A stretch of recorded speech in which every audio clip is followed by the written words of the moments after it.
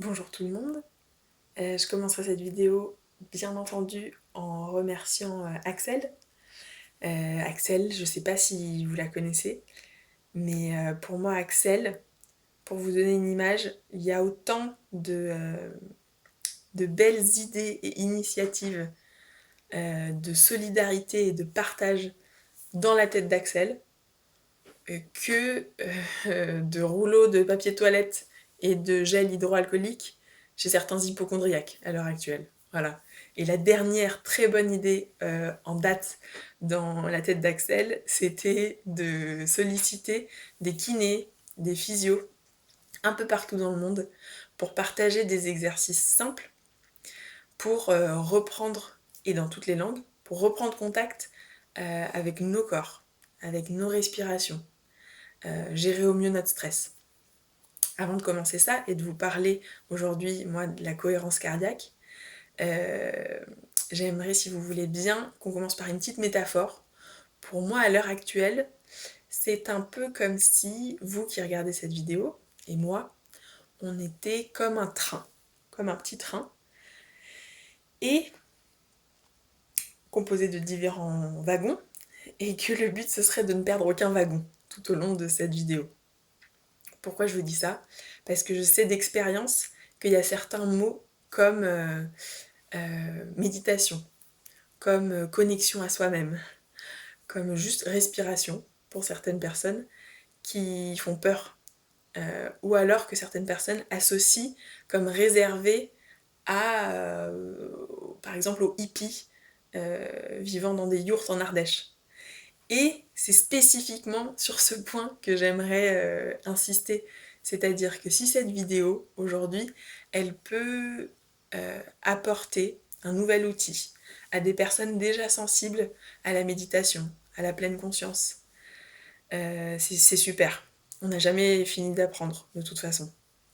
Mais si elle pouvait atteindre les personnes qui n'ont pas le temps, les personnes qui pensent que c'est pas pour elles, hein, CF, les yourtes, l'Ardèche, tout ça. Les personnes qui ont déjà essayé mais ça marche pas trop, ou les personnes qui de toute façon ne savent pas respirer. Si elles pouvaient atteindre ces gens-là, ce serait super chouette. Pas pour se transformer du jour au lendemain en Bouddha, mais pour prendre ce petit outil et le mettre dans sa poche. On est humain et notre mental est pas hyper fan de tout ce qui va nous faire reprendre contact avec nous-mêmes. Parce que ça amène le mental à la fermer, à la boucler un petit peu. Et le mental, pour vous donner une idée, il a à peu près la même diarrhée verbale que moi. C'est pour vous dire. Et c'est lui qui crée toutes ces barrières. Le temps, le pas capable, ou le pas pour moi, ou bien d'autres. Donc suivant le degré de résistance que votre mental peut avoir, je vous propose de prendre cet outil et de l'utiliser le plus souvent possible dans la mesure du possible pour vous. Voilà, sans vous culpabiliser si vous ne le faites pas tous les jours. En sachant qu'une pratique quotidienne, bien entendu, est plus efficace qu'une pratique occasionnelle. Mais il me semble qu'une pratique occasionnelle est plus efficace qu'une absence totale de pratique. Voilà. Donc assez de blabla, on va en venir au fait, la cohérence cardiaque. Pour les petits wagons cartésiens parmi vous, je trouverai le moyen de faire parvenir le lien de l'article qui, moi, m'a fait découvrir la cohérence cardiaque, qui est très bien détaillé et à l'issue duquel vous trouverez plusieurs supports pour pratiquer la cohérence cardiaque et de la littérature aussi sur les effets de la cohérence cardiaque. Donc je verrai avec Axel pour mettre éventuellement en lien de cette vidéo. Et aussi préciser que certains cardiologues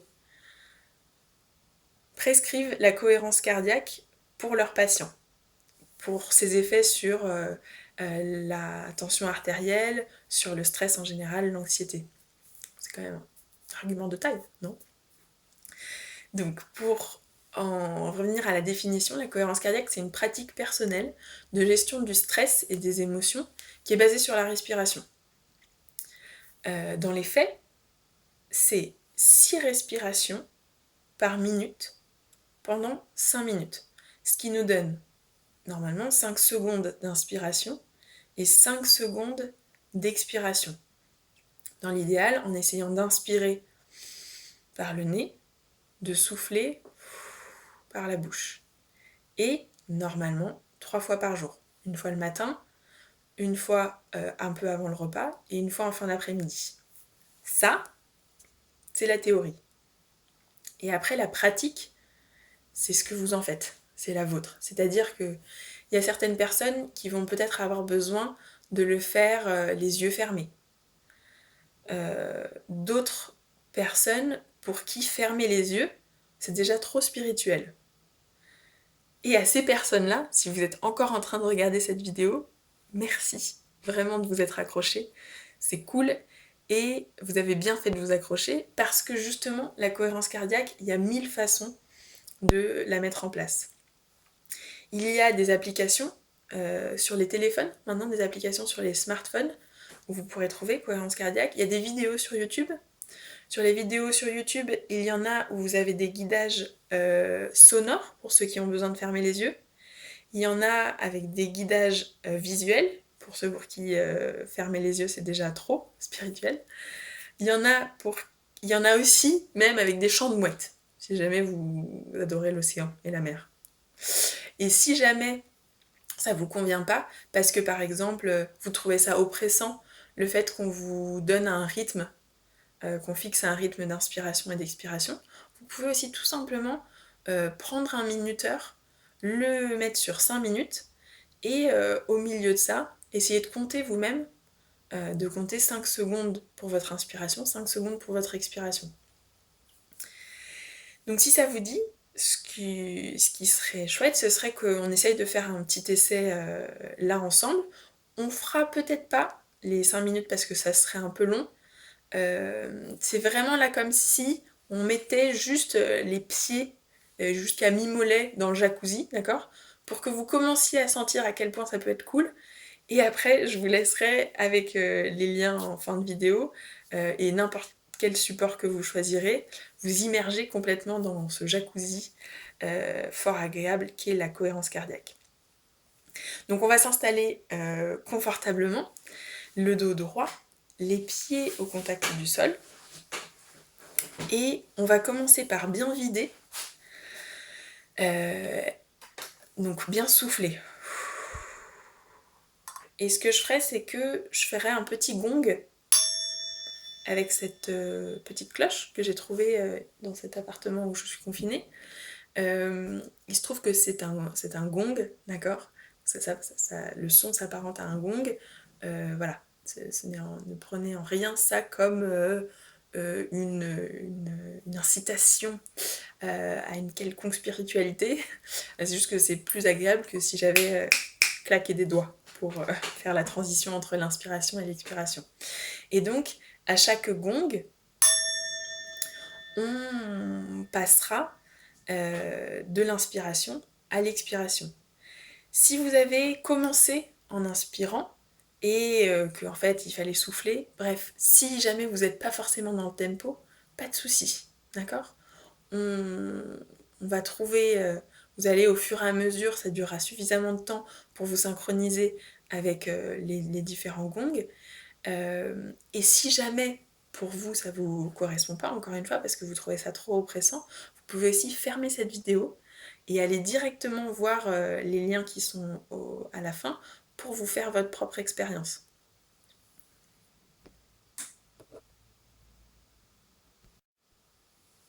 Voilà, j'ai dû mettre pause parce que j'avais oublié le chrono. Dans tous les cas, il n'y a pas de façon parfaite de le faire. Ce qu'il y a, c'est surtout votre corps qui est hyper content que vous lui donniez un peu d'attention. Donc on va commencer à souffler.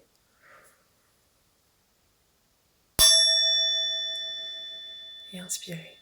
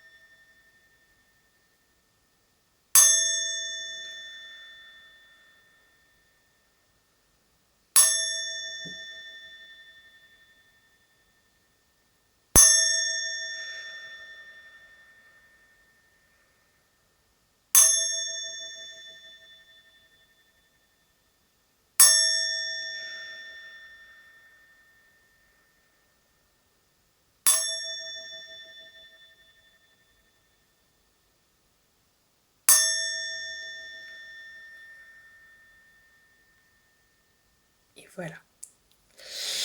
Alors, j'espère vous avoir donné un petit aperçu, une petite idée avec ma petite cloche et mon rythme approximatif. Sinon, encore une fois, n'hésitez pas à rentrer dans le jacuzzi par un autre côté en trouvant votre pratique, la façon qui vous correspond le mieux. Pour tous ceux qui sont déjà adeptes de méditation, de pleine conscience, je vous invite aussi à profiter de ces 5 minutes que vous allez prendre pour venir sentir vos points d'appui au niveau des pieds, au niveau des fesses, au niveau du dos, sur l'endroit où vous êtes assis. Éventuellement aussi de voir les mouvements de respiration au niveau thoracique, parce que forcément on va aller chercher des amplitudes plus grandes que ce qu'on fait naturellement. Bref, à vous reconnecter un petit peu à vos sensations corporelles. J'ai pas pris tout à fait le temps non plus de repréciser tous les bienfaits de ces exercices de respiration, en dehors de la composante de la cohérence cardiaque elle-même sur la tension artérielle et tout ça. Il y a aussi tous les effets que ces volumes respiratoires plus grands vont avoir sur le diaphragme, sur les viscères. Je pourrais mettre quelques liens aussi dans la vidéo là-dessus aussi. Que vous dire d'autre à part que dire à tous les Ardéchois, les hippies et les habitants d'Yourte que bien entendu tout ça est dit sur le ton de l'humour. Voilà, que j'ai des origines lozériennes, donc c'est un peu comme si on était voisins.